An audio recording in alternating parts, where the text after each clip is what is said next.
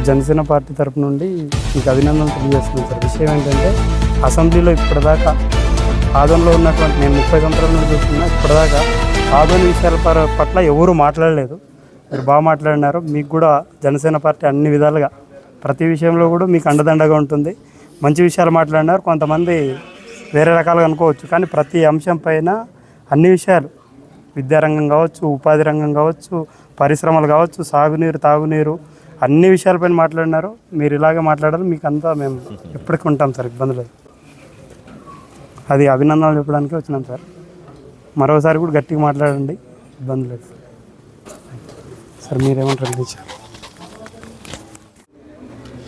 ఈరోజు జనసేన నాయకులు, కార్యకర్తలు, ముఖ్యమైన వాళ్ళందరూ వచ్చి ఈ రకంగా ఆలోచన చేయడం, నన్ను అభినందనకి వచ్చిన మీరందరికీ కూడా ప్రత్యేకంగా ధన్యవాదాలు తెలుపుకుంటా ఉన్నాను.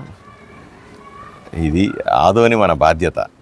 ఆదోనిని అభివృద్ధి చేసుకుందామని చెప్పి కూటమిలో గెలిచినటువంటి నేను అటు తెలుగుదేశం వైపు నుంచి కానీ, జనసేన వైపు నుంచి కానీ, భారతీయ జనతా పార్టీ అభ్యర్థిగా నన్ను గెలిపించిన మీ అందరికీ కూడా రుణం తీర్చుకోవాల్సిన సందర్భం ఇది. తెలుగుదేశం, జనసేన రెండూ కూడా నేను ఎమ్మెల్యేగా గెలవడానికి పూర్తి స్థాయిలో పనిచేసిన ప్రతి కార్యకర్త కూడా రాత్రి పగలు కష్టపడి గెలిపించినారు. ఈరోజు అధికారంలోకి వచ్చిన తర్వాత ఆదోనిని ఒక బ్రాండ్గా క్రియేట్ చేయడానికి, ఆదోని అభివృద్ధి చేయడానికి అసెంబ్లీలో నేను ప్రజల వైపు నుంచి, మీ అందరి వైపు నుంచి కూడా గట్టిగా మాట్లాడడం జరిగింది. 30 సంవత్సరాలుగా వెనకబడినటువంటి ఆదోనిని అభివృద్ధి చేయడానికి నిధులు ఇవ్వండి అని నేను ప్రభుత్వాన్ని నిలదీయడానికి ప్రయత్నం చేశాను. తప్పనిసరిగా మంచి జరుగుతున్న నమ్మకం ఉంది.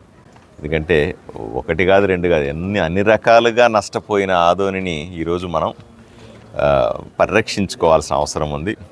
ప్రభుత్వం దృష్టికి కూడా తీసుకెళ్లాల్సిన అవసరం ఉంది. నేను గురించి మాట్లాడినప్పుడు మీరు చూశారు, స్పీకర్ గారు ఏమైనా ఆదోనిలో ఉన్న కష్టాలు ఎక్కడ లేనట్టుగా చెప్తున్నావు అని అన్నాడు. ఆయన సభా వేదికగా చెప్పాడు, నేను ఆదోనికి ఫోన్ చేశాను, అంతా బాగుందని చెప్పారు నాకు అని చెప్పారు. అలా చెప్పినోడి కోసం నేను వెతుకుతున్నాను ఆ రోజు నుంచి కూడా. ఎవడు చెప్పాడో ఆదోనిలో ఆయనకి ఫోన్ చేసి ఆదోనిలో అంతా బాగుంది అని చెప్పిన వాడిని గురించి మీరు కూడా వెతకండి దయచేసి. వాడికి వెతికితే తప్ప అది పరిష్కారం దొరకదు.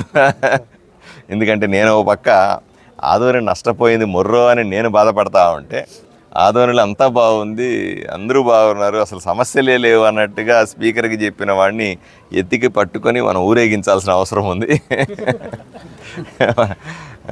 అతని సంగతి చూడాల్సి.